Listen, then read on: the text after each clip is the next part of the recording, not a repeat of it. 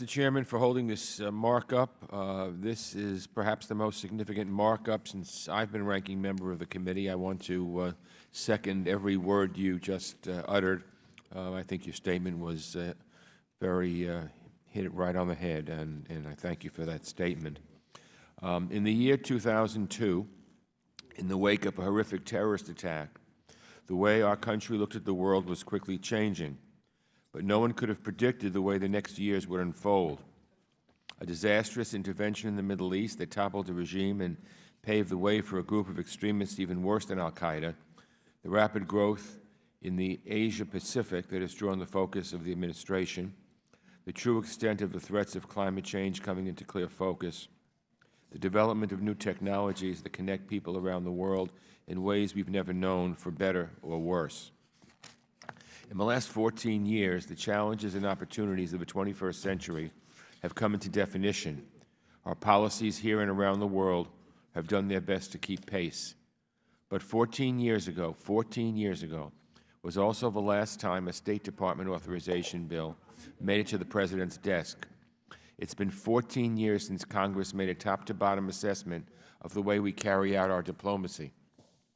And without assigning blame as to why this hasn't happened, one thing is sure: we are long overdue to move forward on this bill. We need to be taking constant stock of the way the State Department and other agencies are working to advance American leadership and interests around the world. And we need to be diligent in looking for ways to enhance those efforts. The Defense Department gets reauthorized every single year, the Defense Department, virtually without fail. We should place no less importance on the agencies whose job it is to prevent conflict and diffuse crises. As I have said before in this committee, stopping an ongoing crisis is a much costlier business than preventing one in terms of American dollars and often American lives. Our diplomats are some of the most talented people we have working on the front lines of national security. If we fail to give diplomacy the tools and resources needed for success, we do so at our peril. Furthermore, in my view, if we don't pass a bill, and this is what the Chairman said, and he was so right, if we don't pass a bill, we put the importance of this committee at risk. With great respect for our colleagues on the other committees that deal with national security, by failing to act on our own oversight responsibilities, we open the door for other committees to chip away at our jurisdiction. And again, this is something that the Chairman and I have worked together on. We don't want other committees raiding our jurisdiction. So if we pass things like we're about to do, that shows a great deal of importance in what we're doing and tells other committees who might want to poach jurisdiction, go away.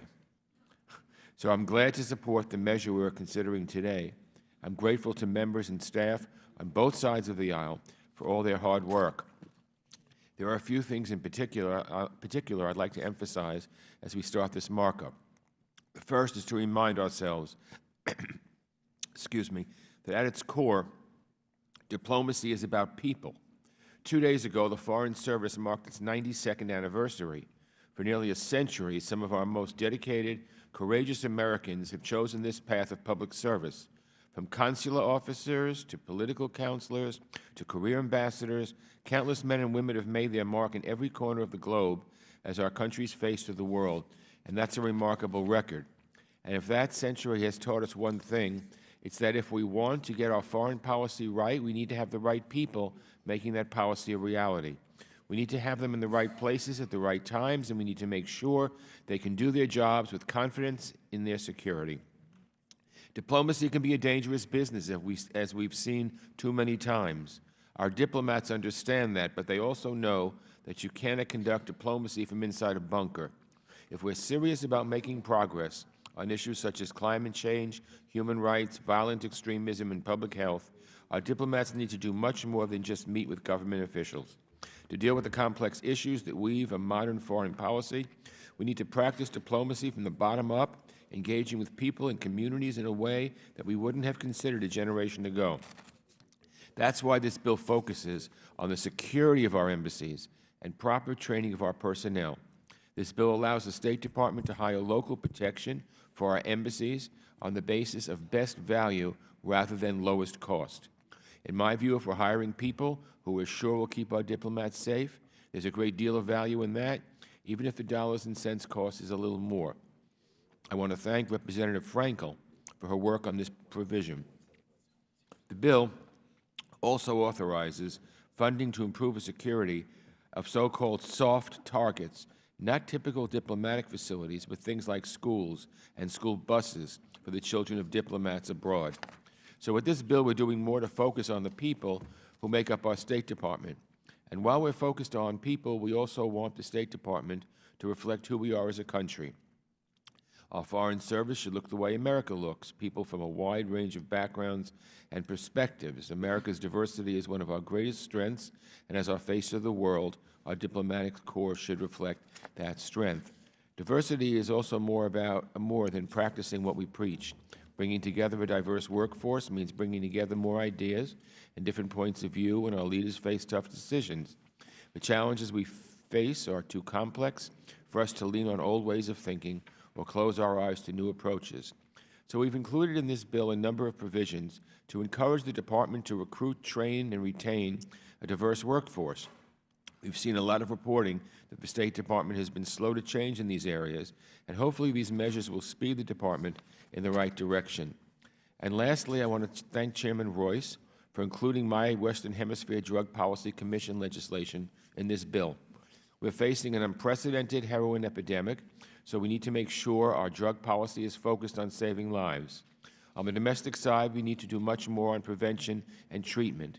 My provision will allow us to look outward and take stock of what has worked and what hasn't when it comes to our drug policy in Latin America and the Caribbean.